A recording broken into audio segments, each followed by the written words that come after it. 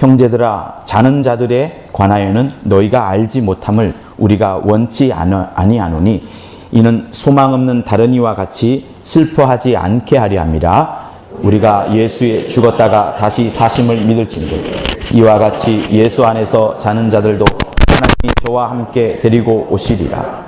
우리가 주의 말씀으로 너희에게 이것을 말하노니 주 강림하실 때까지 우리 살아남아 있는 자도 자는 자보다 결단코 앞서지 못하리라. 주께서 호령과 천사장의 소리와 하나님의 나팔로 친히 하늘로 쫓아 강림하시리니 그리스도 안에서 죽은 자들이 먼저 일어나고 그 후에 우리 살아남은 자도 저희와 함께 구름 속으로 올려 공중에서 주를 영접하게 하시리니 그리하여 우리가 항상 주와 함께 있으리라. 그러므로 이 여러 말로 서로 위로하라. 아멘.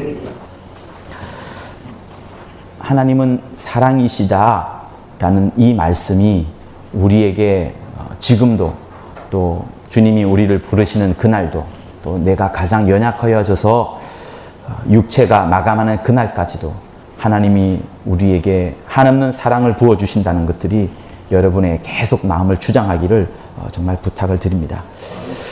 그 사랑하시는 하나님께서 아들을 준비하셨고 아들을 후사로 세우셨고 또 이 아들을 우리 가운데로 보내어 주셨습니다.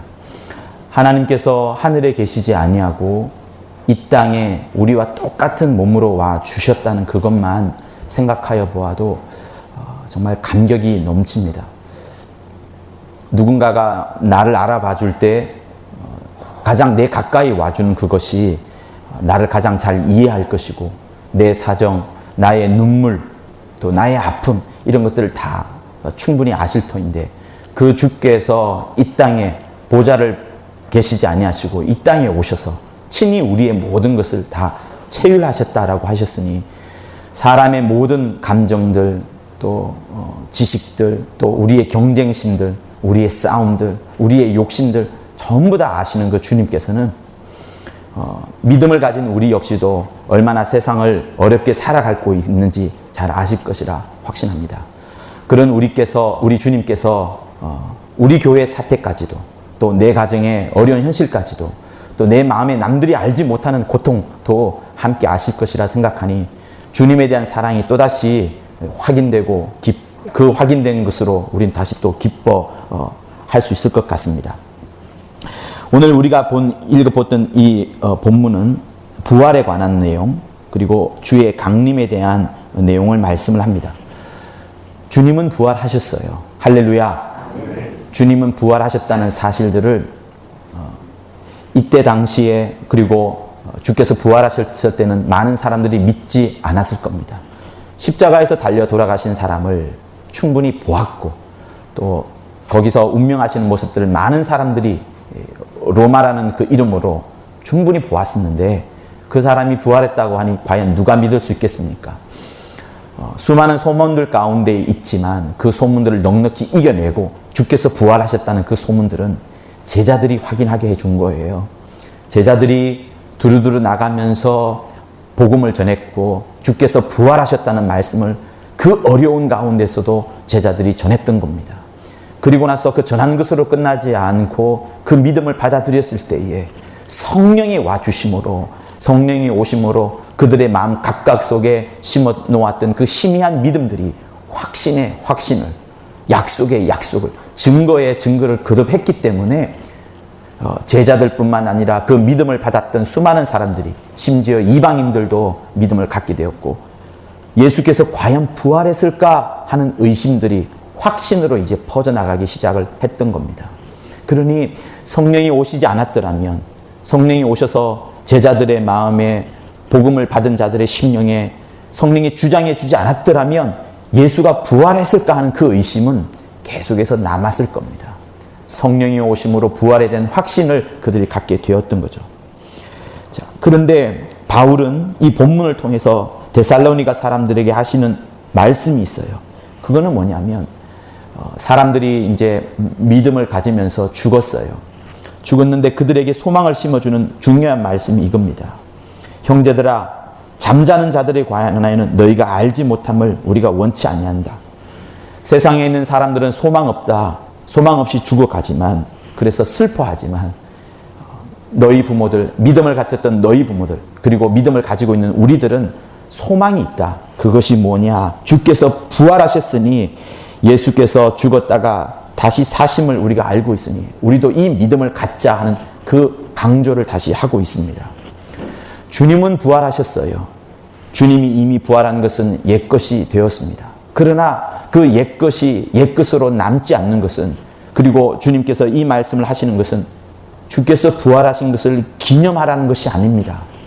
사랑하는 성도 여러분, 주님이 이 말씀을 하시는 것은 주의 부활하심을 옛것으로 기념하라, 성찬처럼 기념하라 하는 것이 아니고, 장차 올 것이기 때문에 부활이라는 것이 우리에게 새롭게 장차 반드시 올 것이기 때문에 이 올 것에 대해서 너희는 준비하라. 이 올 것에 대한 소망을 가지고 이것을 준비하라. 다음 차례는 우리다. 다음 차례는 너희다. 라는 것을 주님이 지금 이곳에서 강조하고 있습니다. 부활을 준비하려면 주님께서 우리에게 무슨 말씀을 하셨나요? 요한계시록 19장 8절에는 세마포를 준비하라. 이는 성도들의 착한 행실이라 라고 말씀을 하셨습니다. 결혼식을 할 때 신부가 멋진 드레스를 입고 그 드레스를 입으면서 자기의 모든 것을 보여줍니다. 자기의 예쁜 모습뿐만 아니라 자기 마음이 결혼을 향한 마음, 그리고 순절하고 정결한 마음을 그 자리에 뽐내주는 거예요. 주님이 우리에게 부활에 대한 이 본문의 모습을 보여주시면서 우리에게 요구하는 것 중에 한 가지는, 너희들아 부활에 대한 소망을 가져라. 그리고 부활을 준비하라 라고 말씀을 합니다. 사랑하는 성낙인 여러분, 우리가 주님 앞에 올라갈 때에 우리가 주님 앞에 보여드릴 것은 멋진 세마포를 보여드릴 수 있어야 하겠습니다. 그것은 성도들의 착한 행실이라 라고 말씀을 합니다. 착한 행실이에요. 착한 행실에는 남을 정죄하는 것이 없습니다. 또 자기 자신을 정죄해서 우울과 좌절에 빠지는 것도 말하는 것이 아닙니다.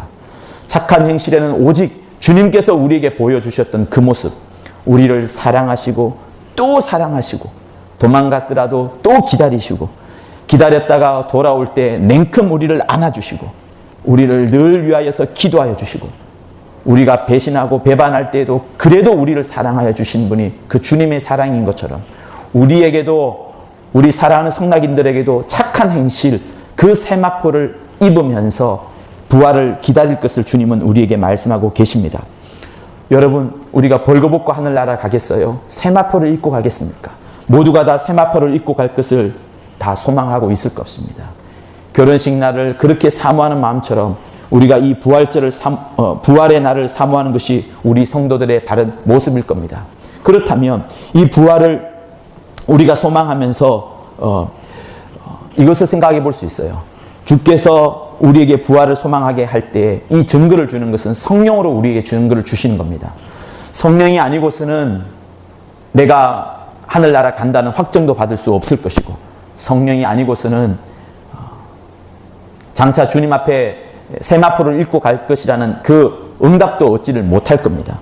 성령이 오셔서 이것을 확인하고 또 성령으로 인하여서 앞으로도 우리가 인도함을 받을 것인데, 사랑하는 성도 여러분, 우리는 우리의 지금 이 모습대로 부활하는 것이 아닙니다. 우리의 뼈와 살이 부활하는 것이 아니라 뼈와 살은 완전히 초월하게 되는 것이고, 마치 우리보다 먼저 죽었던 자들이 똑같이 우리와 함께 부활한다고 이 본문은 말씀하지 않습니까? 그것처럼 죽었던 자들은 이미 그들의 육체와 곧 뼈와 살은 썩어져 가고 있습니다. 이미 다 썩었고, 우리 역시도 주님 앞에 부활할 때는 이 모습대로 내가 지금 갖고 있는 이 얼굴과 이 나이대로 가는 것입니다. 혹은 내가 가지고 있는 이 병, 아니면 불구라면 그 불구의 모습으로 하늘나라에 가는 것이 아니고, 내 영혼이 신령한 영혼, 내 영혼이 신령한 몸으로 변화를 받습니다. 그러니 주님을 믿으면서 신앙생활을 하면서 자기 영혼을 얼마나 아꼈느냐에 따라서 그 영혼이 하나님 앞에 어떤 모습으로 드러나는 거예요. 어떤 자는 벌거벗은 몸으로 드러날 것이고, 어떤 사람은 정말 빛난 세마포처럼 정말 화려하게 주님이 가장 기뻐하는 모습으로 우리가 변화를 받을 겁니다. 우리는 이 믿음을 가져야 돼요. 지금의 상황이 아무리 어렵다 할지라도, 또 교회의 현실이 지금 어렵다 할지라도, 또 내 가정에 내가 나의 갖고 있는 수많은 고통과 번민들과 육체의 아픔이 있다고 할지라도 이것으로 우리가 하늘나라 가는 것이 아니라 내 영혼이 주님을 사모하고 사랑하고 또 아껴왔었고 주님을 섬겨왔던 그 내 영혼의 모습으로 변화를 받는 겁니다. 그래서 지금 우리가 이렇게 예배 드릴 때에도 모두가 다 공평하게 똑같이 하나님 앞에 예배를 드리고 있는 모습이에요. 이 자리를 떠나가면 세상에서는 나는 사장이고 또 몇 채의 집을 갖고 있는 사람일 수도 있고, 아니면 집 하나 없이 어렵게 살아가는 사람일 수도 있습니다. 주님은 우리의 그런 바깥의 모습, 세상의 모습을 보는 것이 아니라 우리의 심령을 보시고 우리의 심령이 얼마나 하나님을 사모하느냐, 얼마나 성령으로 인도함을 받느냐, 그 모습을 보시고 그에 걸맞게끔 우리를 부활시켜 주시고 우리의 신령한 몸으로 이끌어 가시는 겁니다. 그래서 이 예배를 드리는 우리 사랑하는 성도 여러분, 바깥의 삶을 놓고 내 주장을 하고 또 교회에서 신앙생활하는 것이 아니라 하나님을 바라보면서, 우리 주님을 바라보면서 내 영혼을 사랑하고 아끼는 심령에서 신앙생활하는 여러분이 되기를 예수 이름으로 부탁을 드립니다. 그러므로 우리 믿는 자의 죽음이라는 것은 잠깐의 죽음을 말하는 거예요. 오랜 동안의 잠을 자는 것이 아닙니다. 잠이 들었다가 누군가가 우리를 깨울 때 그 순간은 굉장히 짧게 느껴져요.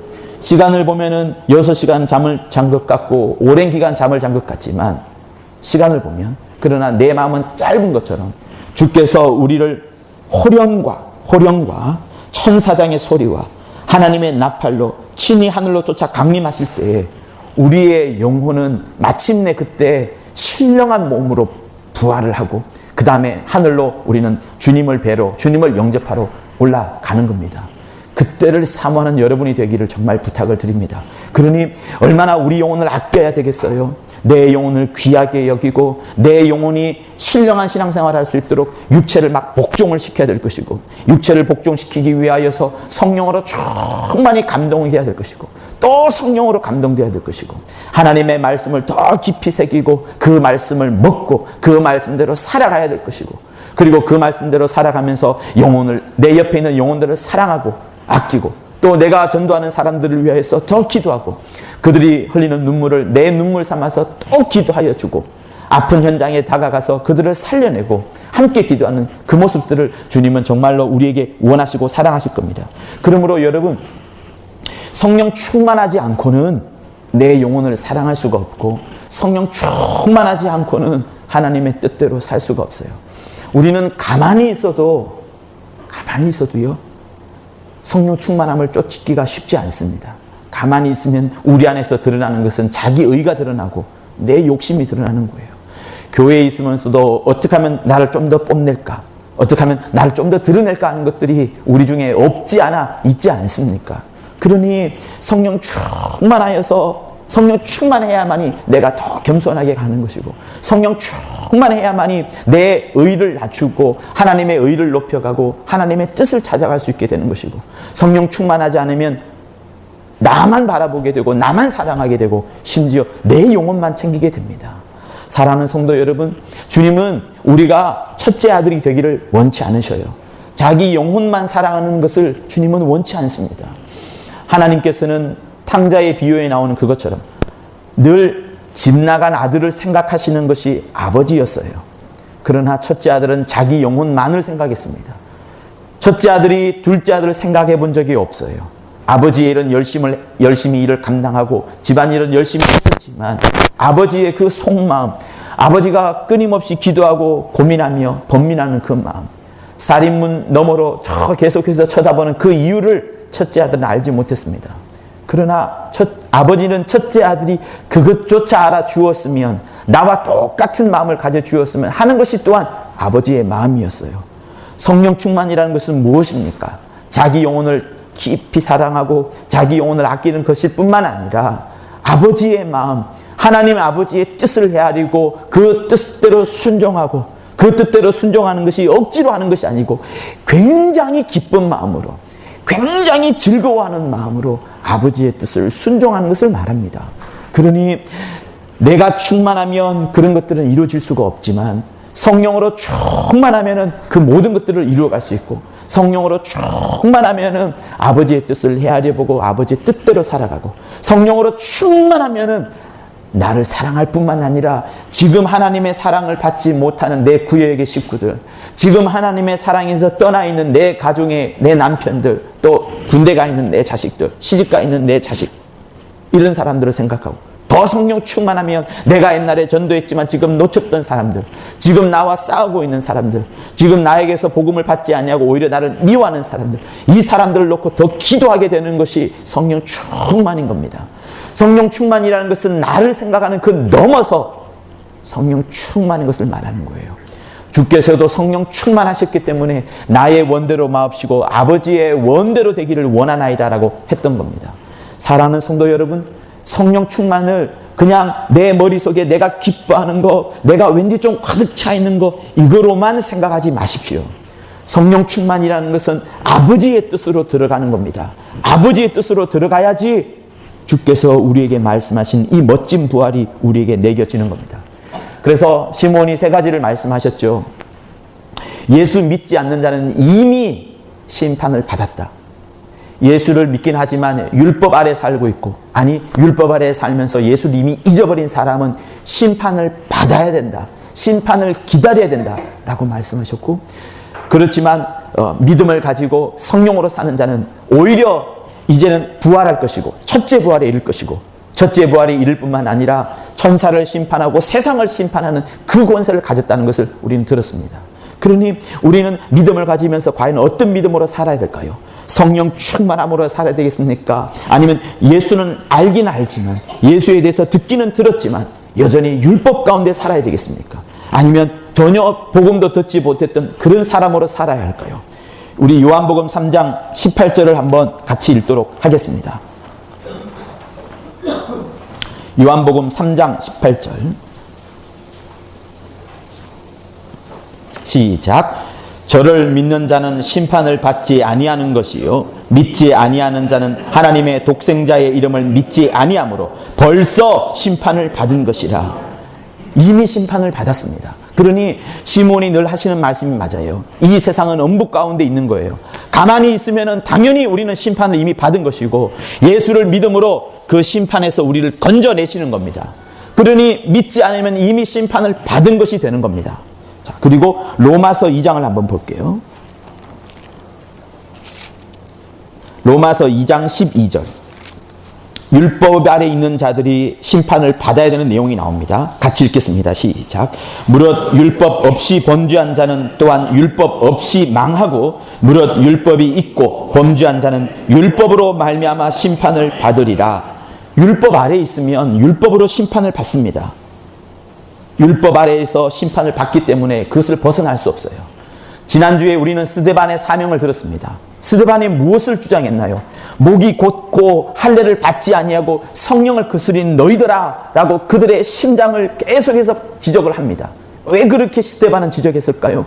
율법으로는 완벽하지 않다는 거예요. 율법을 전해준 여호와의 이름으로는 완벽하지 않다는 겁니다. 율법 아래에 있으면 내가 율법을 잘 지키게 되면서 남들 율법을 지키지 못하는 사람들을 지적하게 되고, 그러면서 나의 목은 고다지고 내 마음은 할례를 받지 않게 되고 성령을 거스르게 되기 때문에 율법 아래 있으면 안 된다. 정죄하는 자의, 심판하는 자의 그늘에서 벗어나서 사랑하고 긍휼하고 아끼고 끝까지 용서하고 끊임없이 우리를 사랑하시는 하나님 예수의 이름으로 예수께로 들어가라라고 말씀하시는 것이 스데반의 사명이었습니다. 그러니 율법 아래 있으면 우리는 결국에는 심판받을 수밖에 없게 되고요. 또 내가 심판을 받지 않는다 할지라도 남을 심판하는 그 정죄에 빠지게 됩니다. 그러므로 우리는 어디에 있어야 되느냐? 성령 충만, 또 성령 충만. 그래야지 오늘 이 본문이 말씀하고 있는 첫째 부활, 죽은 자의 부활에 이르게 된 놀라운 역사가 이루어지는 겁니다. 사랑하는 성도 여러분, 오늘 이 본문의 마지막 절은 이렇게 말씀합니다. 우리 살아남은 자도 저희와 함께 구름 속에 끌려올려 공중에서 주를 영접하게 하시리니 그리하여 우리가 항상 주와 함께 있으리로다. 그러므로 이 여러 말로 서로 위로하라. 사랑하는 성도 여러분, 이번 한 주간에는 여러분이 만나는 모든 가족들과 또 친지들과 여러분의 구역 식구들과 또 전도하고 있는 사람들에게 이 부활에 대해서 알려주세요. 율법 아래 있지 마십시오라고 알려주시고, 믿음을 가지라고 알려주시고, 그리고 성령 충만하여서 주님의 마음이 여러분 안에 그 사람 안에 있도록 권유하고, 그래서 우리 모두가 다 첫째 부활에 이를 수 있도록, 이 부활에 이르는 감격스러운 사건 속에 들어갈 수 있도록 우리는 전할 수 있는 그런 사람이 되어야 할 것입니다. 할렐루야. 그러면서 우리는 주를 기다리고 하나님의 오심을 기다리고 하나님을 사모하고 앙망하는 여러분이 되기를 예수 이름으로 부탁을 드립니다. 하나님의 응답을 받는 것을 여러분 기다리지 마세요.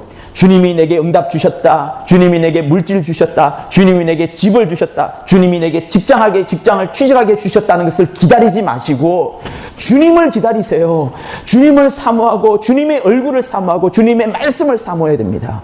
우리가 이 땅에서는 물질 받을 수도 있고 집을 받을 수도 있고 응답을 받을 수도 있지만 저 하늘에 가서는 그런 거 다 받지 아니하고 한 사람만, 한 분만 만나게 됩니다. 응답이 아니라 그 응답을 주신 주님을 만나게 됩니다. 그러므로 이 땅에서 비록 내가 응답받지 못하였고 환난 가운데 살고 텁텁한 그런 삶 가운데 산다 할지라도 그때 더 믿음이 빛나는 것 아니겠어요? 어려운 교회 현실 속에서 더 교회를 사랑할 때 내 믿음이 더 빛나는 것처럼 응답이 없을지라도 하나님을 사모하는 마음, 주님과 주님이 부활하셨으니 나도 부활할 것이라는 그 소망을 충만히 가짐으로 우리 모두는 주님을 앙망하는 사람, 주님을 기다리는 사람, 주님을 뵙고 싶어 몸이 안달한 사람, 성령으로 충만한 여러분들이 되기를 예수 이름으로 부탁을 드립니다. 할렐루야. 우리 예수의 한번 하며 받은 말씀을 갖고 간절히 기도하도록 하겠습니다. 예수여.